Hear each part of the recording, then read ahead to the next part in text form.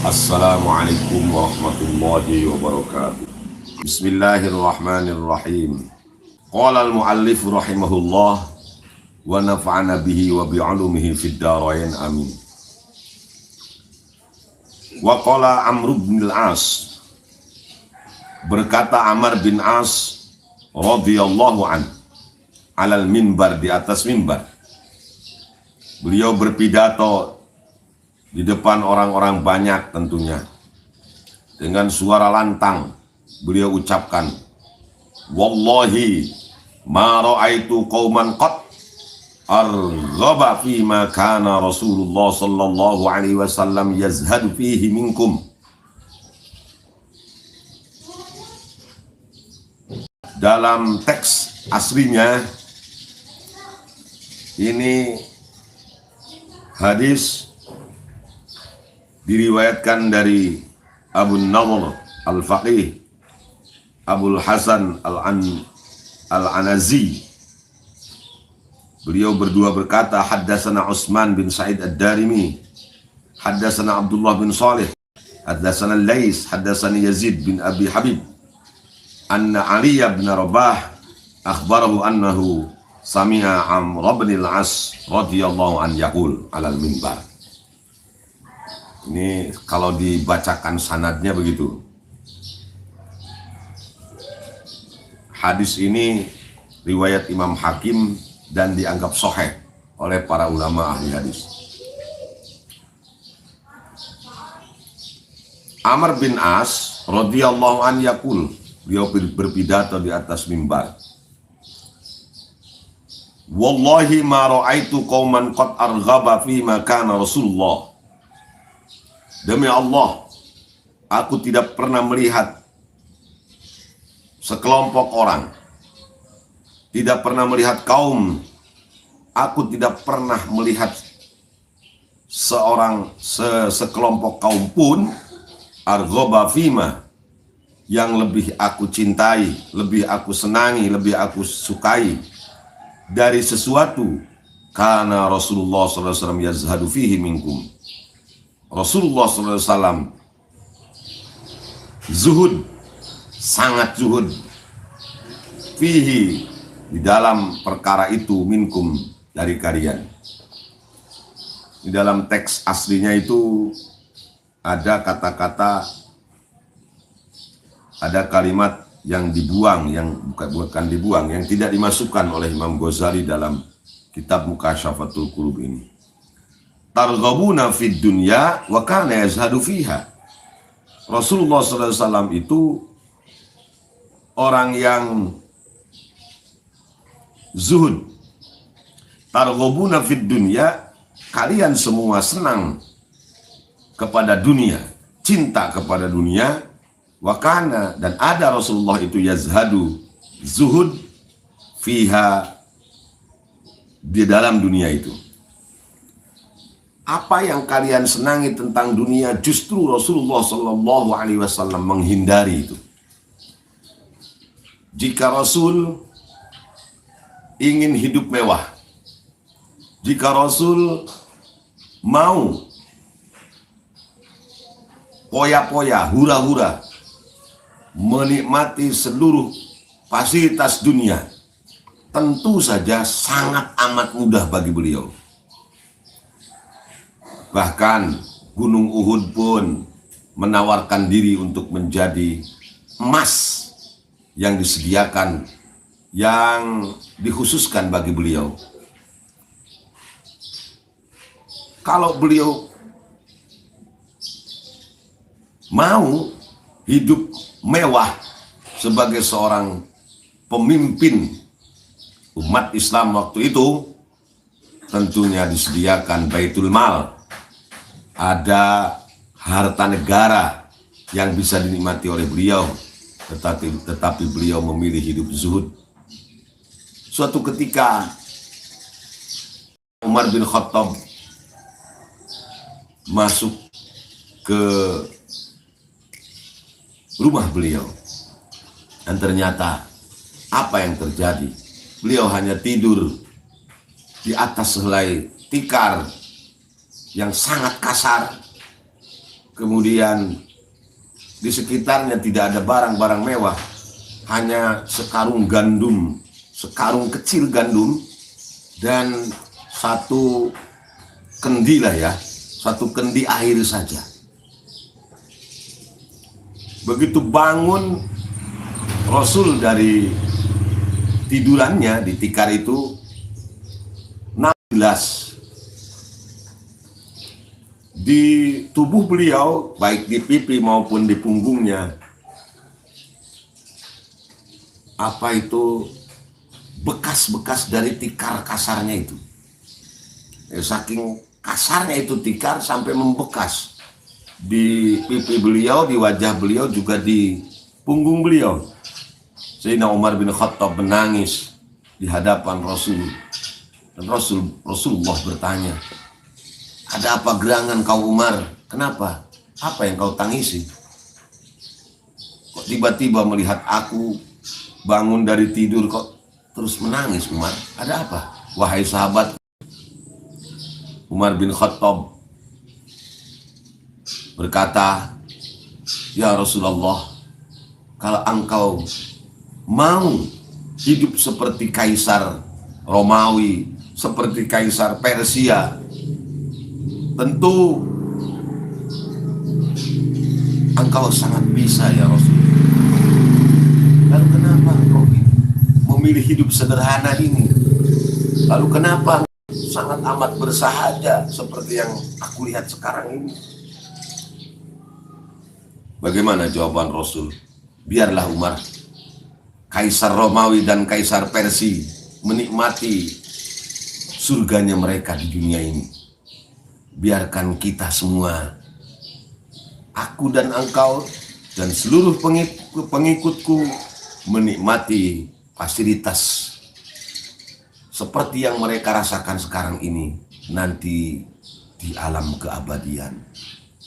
Mereka hanya menikmati itu sementara Umar, hanya 60, 70, 80 tahun, atau mungkin hanya 100 tahun, itu pun sudah repot.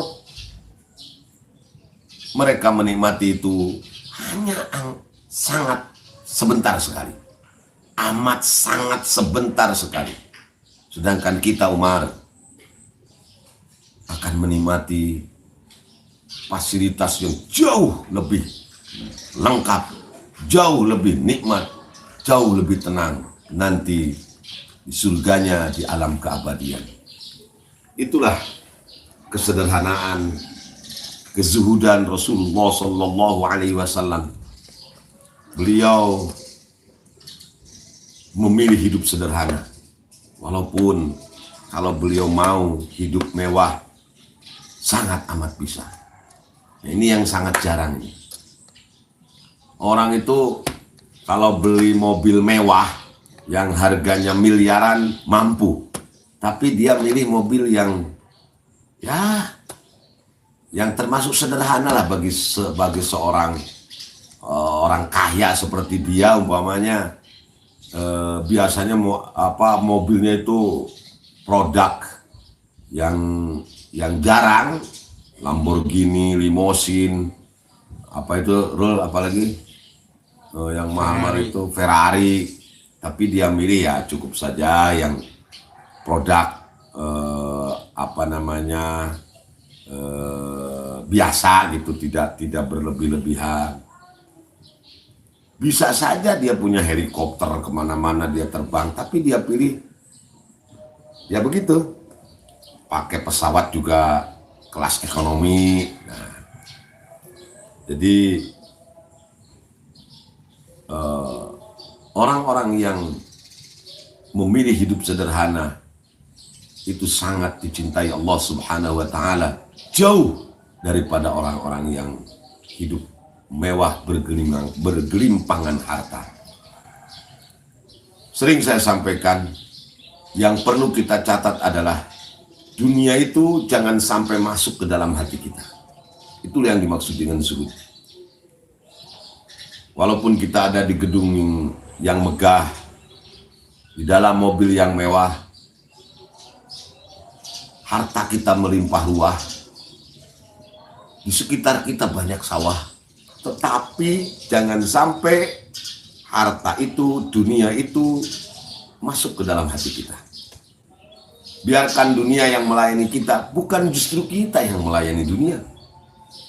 Biarkan dunia yang mengabdi kepada kita, bukan kita menjadi hamba sahaya dunia. Innallaha la yuhibbul musrifin. Allah sangat tidak suka kepada orang-orang yang melebihi batas. Sederhananya seorang presiden umpamanya tentu berbeda dengan sederhananya seorang RT. Sederhananya konglomerat tentu berbeda dengan sederhananya tukang bakso urat, ya. Artinya walaupun dia bisa hidup mewah, bisa bermegah-megah, tetapi karena memiliki perasaan kalau aku memamerkan semua kekayaan itu justru akan menyakiti perasaan orang-orang yang ada di sekitarku, maka aku lebih memilih hidup seperti mereka saja. Walaupun punya kendaraan yang tidak terlalu mewah, itu pun tidak banyak. Kalau cukup satu mobil, kenapa harus dua? Rumah kalau cukup satu, kenapa harus tiga? Istri kalau cukup satu, kenapa harus empat? Jadi itulah hidup zuhud. Jangan hidup bermegah-megah, bermewah-mewah tanpa mempedulikan perasaan hati saudara-saudara kita yang ada di lingkungan kita. Ya. Ma marra bi Rasulillah sallallahu alaihi wasallam salasun illa walladhi alaih aksara min alladhi lah. Demi Allah, kata Amr bin As, tidak berlalu kepada Rasulullah SAW salasun minad dahri, 3 hari. Minad dahri itu bisa hari, bisa minggu, bisa bulan, bisa tahun. Tidak ada 3 hari atau 3 minggu atau 3 bulan yang dilalui oleh Rasulullah SAW illa walladhi alaihi aksara minalladhi lah, kecuali sesuatu yang madarat kepada beliau, yang masyakat kepada beliau lebih banyak daripada yang beliau rasakan enak. Alladhi alaih itu artinya madarat, kalau alladhilah artinya manfaat. Ini hanya beda huruf jar saja, maka artinya juga berbeda. Jadi sesuatu yang kalau 3 hari itu berarti atau 3 minggu. Nah, yang aku lihat, kata Amr bin As, tidak ada sesuatu yang bukan begitu, sesuatu yang madarat bagi beliau, artinya yang dirasakan susah lah, beliau itu lebih banyak daripada sesuatu yang dirasakan enak, lezat dan lain-lain. Itulah kezuhudan Rasulullah Sallallahu Alaihi Wasallam yang kemudian juga ditiru oleh para sahabatnya. Sayyidina Abi Bakar Siddiq radhiyallahu anhu, beliau seorang yang kaya raya, seorang saudagar kaya, tapi akhirnya beliau juga memilih hidup sederhana karena seluruh harta kekayaannya disumbangkan, disedekahkan untuk perjuangan dakwah bersama Rasulullah Sallallahu Alaihi Wasallam, sahabat yang sangat dicintainya. Demikian Sayyidina Umar bin Khattab juga sama. Apalagi Sayyidina Umar bin Khattab memang bukan saudagar yang terlalu kaya. Beliau sangat amat sederhana. Kemudian Sayyidina Utsman bin Affan juga sama. Padahal Sayyidina Utsman bin Affan sangat amat kaya, konglomeratnya zaman sekarang. Tapi pada akhirnya beliau juga memilih hidup sederhana. Apalagi Sayyidina Ali bin Abi Thalib karramallahu wajhah. Beliau ini memang sejak muda juga hidup penuh kesederhanaan. Oleh karena itu maka sebagai pengikut Kanjeng Nabi yang kita sebutkan dengan Ahlus Sunnah, dan pengikut para sahabat yang kita lanjutkan dengan wal jamaah. Jadi Ahlus Sunnah wal jamaah itu bukan hanya ngikutin Kanjeng Nabi, tapi mengikuti jemaah para sahabat. Jemaah itu ya para sahabat. Kita ikut kepada Kanjeng Nabi, kita ikut kepada para sahabat Kanjeng Nabi, maka hendaklah jangan berlebih-lebihan dalam urusan dunia, sederhana saja, tidak usah berlebih-lebihan. Waqal Hasan ba'da antala qawluhu ta'ala, berkata Imam Hasan setelah beliau membaca firman Allah dalam Al-Quran surat Luqman ayat 33 yang berbunyi seperti ini. Fala taghurrannakumul hayatud dunya. Jangan kehidupan dunia ini menipu, sekali-kali menipu kepada kalian. Jangan kalian semua tertipu dengan kehidupan dunia. Luqman ayat 33. Kata Hasan Al-Basri radhiyallahu an, qaddasallahu sirrah, beliau memberikan komentar, menafsirkan ayat 33 surat Luqman ini.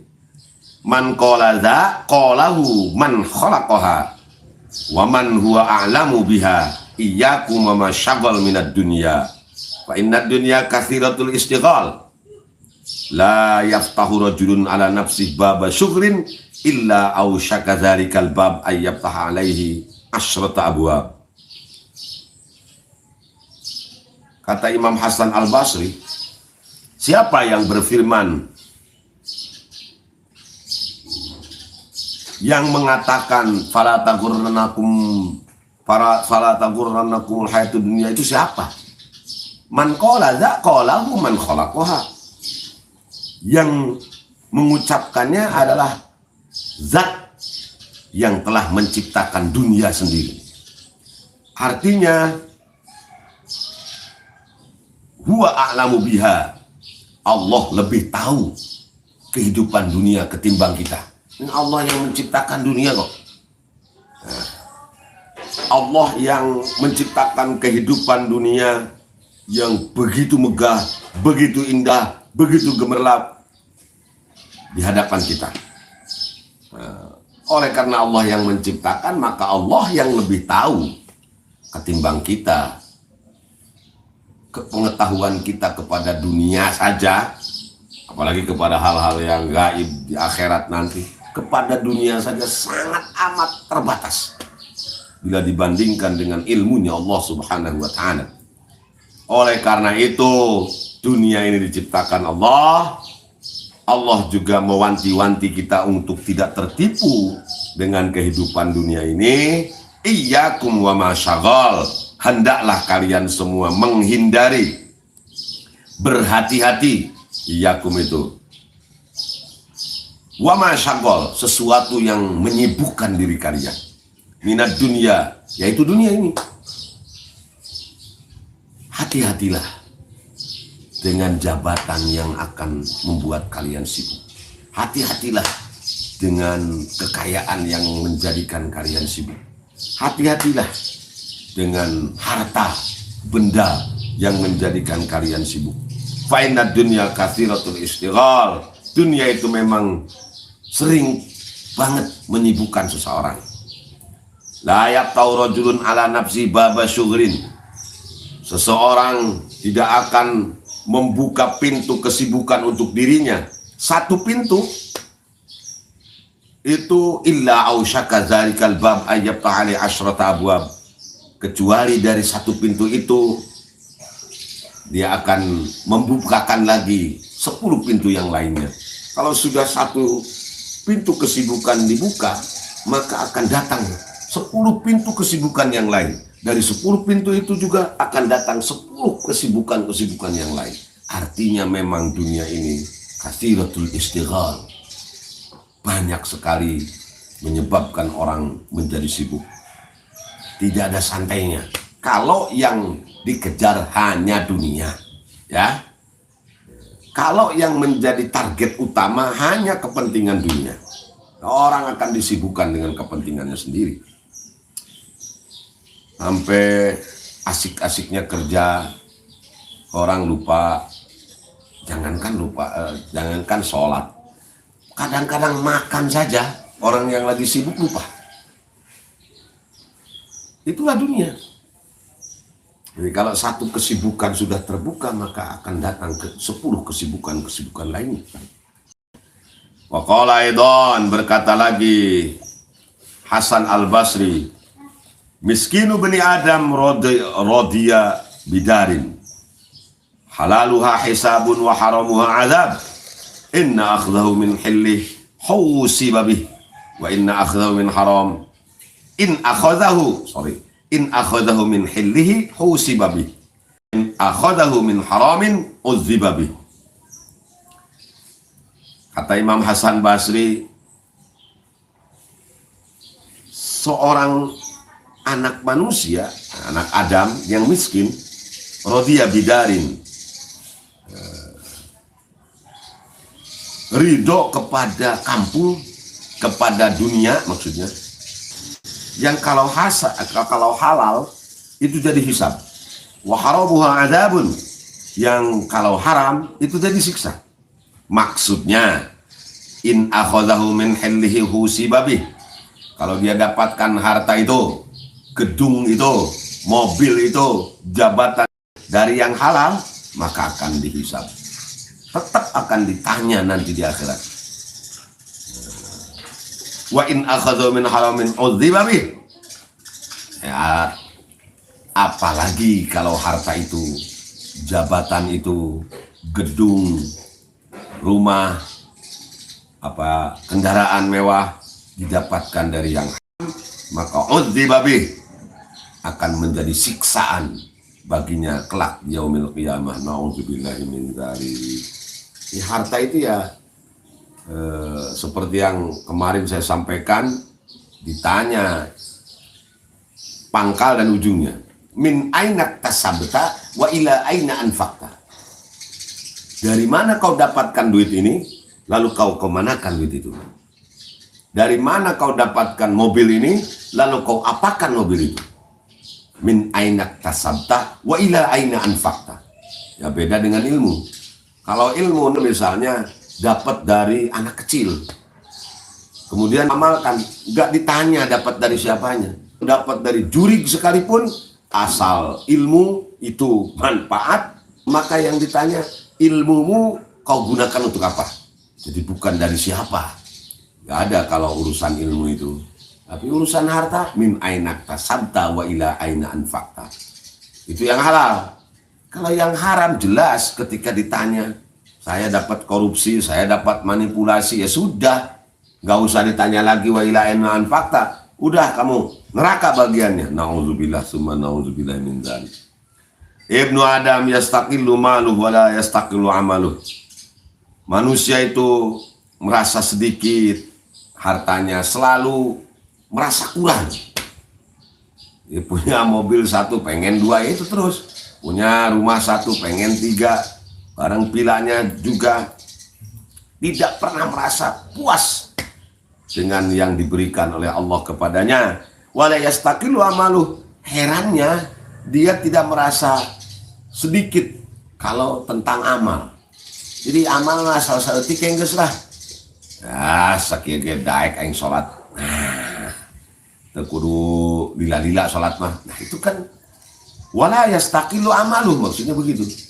Ah, sakieu ge aing daek sedekah jariyah teu kudu loba-loba teuing. Buras atuh harta aing dibere-berekeun we ka batur mah. Nah, itu wala yastaqilu amaluh. Jadi orang itu kalau dalam urusan harta tidak pernah puas, kalau dalam urusan amal cepat puas.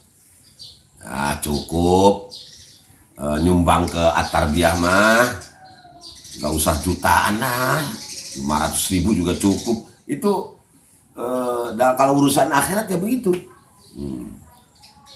Tapi kalau urusan dunia, nggak ada orang yang merasa puas dengan hal yang sedikit. Yafrahu bimusibatihi fi dinihi, dia merasa senang dengan musibahnya, dengan bencana agamanya, bencana akhiratnya. Artinya tekudu sholat, tekudu puasa, yang penting banyak dunia. Dia merasa senang, yang penting banyak duit lah. Gak usah mikir dunia, duit itu dari korupsi, dari apa, pokoknya banyak duit. Wa yajzau min musibati fi dunyahu. Anehnya itu, kalau urusan dunia, maka menjadikannya putus asa, bersedih, ngelamun, karena dia belum mendapatkan yang dunia seperti yang dia impikan. Karena belum punya mobil, maka dia berpikir bagaimana caranya mencari duit sebanyak mungkin dengan cara apapun tanpa mempedulikan halal haram. Yang penting punya mobil mewah. Kalau dia belum punya gedung pencakar langit, maka dia berpikir otaknya bagaimana caranya supaya dia bisa mendapatkannya. Kalau dia ingin punya jabatan yang tinggi, maka dia berusaha keras untuk mendapatkannya, tidak peduli apakah itu dengan cara halal ataupun haram. Ketika dunia itu tidak diraihnya, maka wa yajza'u min musibati fid dunya, menjadikan dia putus asa. Kalau jabatannya hilang, dia akan merasa putus asa. Hartanya juga hilang, mungkin dicuri orang atau berpindah tangan atau terjadi kecelakaan, maka akan menyebabkan dia juga putus asa. Kalau urusan akhirat, nggak pernah ada orang, aduh saya ketinggalan itu, mau pesantren kok udah selesai ya, padahal saya pengen banget sedekah jariah. Sayang saya ini ketinggalan, nggak ada tuh. Aduh sayang sekali itu, yatim udah pada disantuni yang lain, padahal pengennya sama saya semua, kenapa sama mereka? Oh nggak ada tuh. Aduh, saya ketinggalan tadi malam, nggak sholat tahajud saya. Aduh, jadi pikiran terus. Nggak ada. Aduh, biasanya saya istighfar 100 kali, kok malam ini enggak ya? Nggak jadi pikiran. Kalau urusan agama, urusan akhirat mah cuek-cuek bebek saja. Nah, ini pendapatnya Imam Hasan Basri tentang ayat 33 surat Luqman, fala taghurrannakumul hayatud dunya, ya. Semoga kita hidayah dan taufik Allah oleh Allah Subhanahu wa taala, agar kita menjadi hamba-hambanya yang tidak tertipu dengan kemegahan dunia. Melihat dunia biasa-biasa sajalah ya, gak usah berlebih-lebihan. Cari dunia semaksimal mungkin, sebanyak mungkin, tapi sekali lagi, ketika dunia itu didapatkan, jangan pernah masuk di dalam hati dan pikiran kita. Biarkan Allah yang menemani setiap detak jantung kita, ya. Biarkan dunia itu melayani kita, bukan justru kita yang mengkhadami mereka. Man khadamallah khudima bikulli syai. Siapa yang berkhidmat kepada Allah, menjadi khadamnya Allah, mengabdi kepada Allah, maka khudima bikulli syai. Semua akan menjadi hamba sahaya kita. Semua akan menjadi pembantu kita.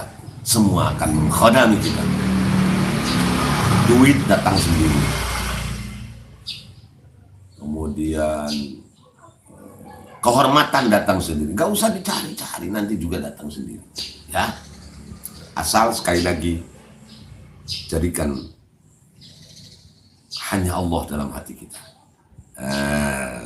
Ya, cari dunia, silakan semaksimal mungkin, ikhtiar, berusaha, bekerja, tetapi setelah mendapatkan dunianya, jangan sampai masuk ke dalam hati kita, ya. Wallahul muwaffiq ila aqwamit thoriq. Wassalamualaikum warahmatullahi wabarakatuh.